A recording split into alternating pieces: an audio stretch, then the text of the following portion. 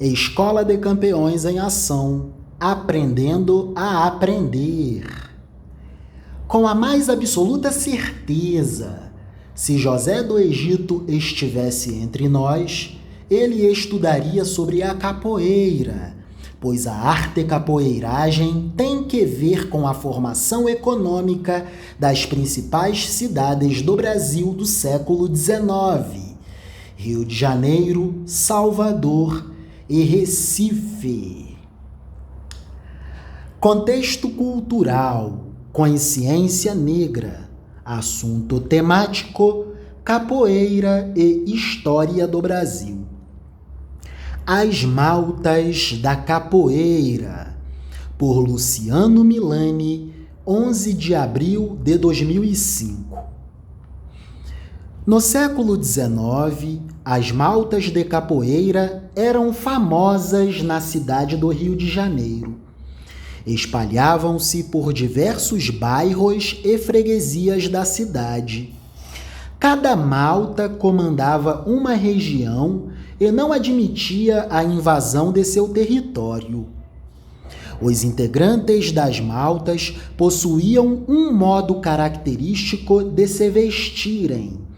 Trajavam roupas brancas, calça pantalona com boca de sino, camisa ou terno de linho com sapato de bico fino. No pescoço, quase sempre usavam um lenço de seda que funcionava como proteção contra os ataques das navalhadas. Na cabeça, um chapéu e nas mãos, uma faca, navalha ou bengala para qualquer imprevisto.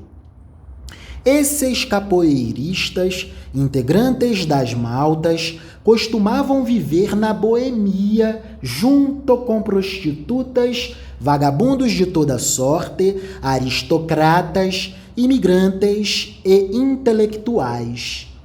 Gostavam de festas, comícios e lugares com aglomerado de pessoas para poder saquear, roubar ou arrumar confusão e brigas contra as maltas rivais. Quase sempre, quando a polícia chegava, conseguiam escapar, mas às vezes não tinha jeito, e os capoeiras travavam combates. E não raro, mas quase sempre, deixavam os policiais estirados no chão. As maltas de capoeira eram algo que atormentava a população carioca, principalmente as autoridades que queriam de qualquer maneira exterminá-las. Havia várias maltas na cidade do Rio de Janeiro, e cada uma comandava uma região da cidade, com o detalhe e observação que o Rio de Janeiro abrigava a capital do Brasil.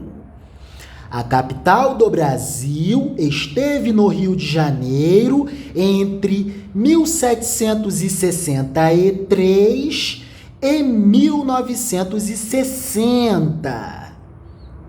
Quase 200 anos abrigando a capital do Brasil. No Rio de Janeiro, havia duas maltas que se destacavam: os Guaiamuns e os Nagoas. Os Nagoas atuavam na periferia, chamada Cidade Velha. Eram ligados aos políticos monarquistas do Partido Conservador. Aqueles políticos que defendiam o império. Os Nagoas tinham uma tradição escrava e africana. Os chapéus eram sinais que diferenciavam os integrantes dessas duas grandes maltas, os Nagoas e os Guaiamuns.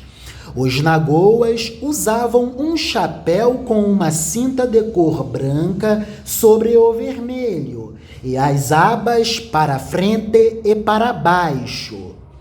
Os guaiamuns atuavam na região central, chamada Cidade Nova.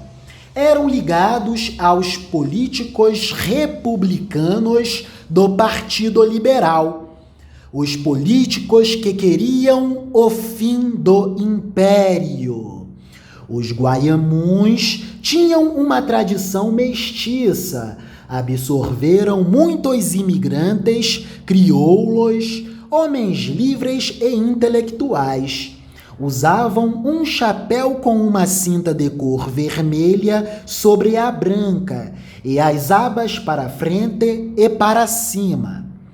Geralmente, os conflitos entre as maltas aconteciam em dias de festa, quando uma malta invadia o território da outra malta.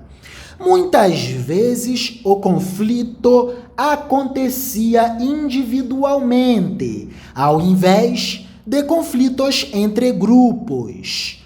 Um dos componentes de uma malta travava combate com um outro componente de uma outra malta, enquanto o restante ficava olhando e admirando. E, independentemente do resultado, todos aplaudiam calorosamente, muito admirados, pois se tratava de um ritual.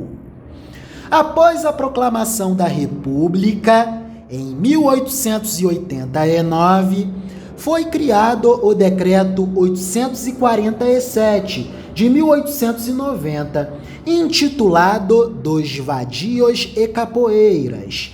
Este decreto repreendia e criminalizava a capoeira e seus praticantes.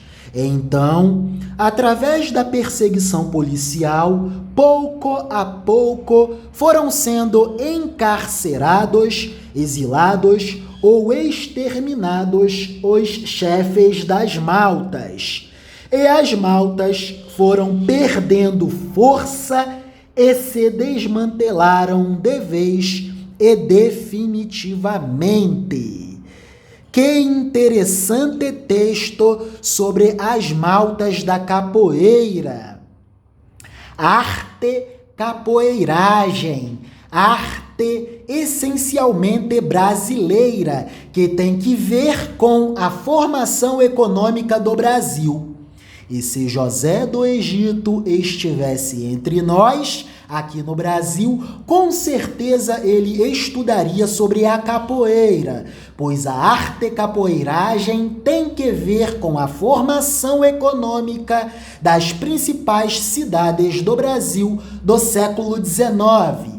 Rio de Janeiro, que abrigava a capital do Brasil, Salvador e Recife. Que curiosidade interessantíssima! A capoeira teve tudo o que ver com o desenvolvimento da política brasileira.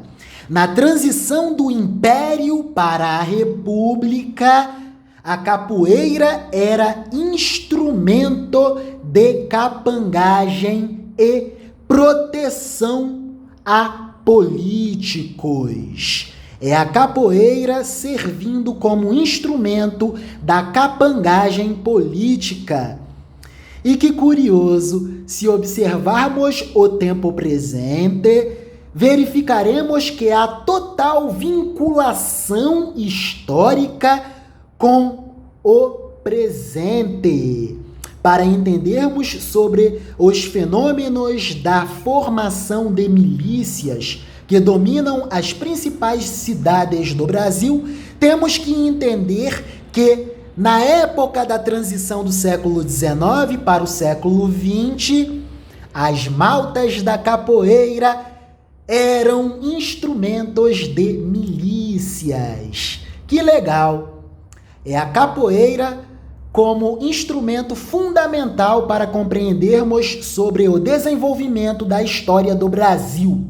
Escola de Campeões, aprendendo a aprender.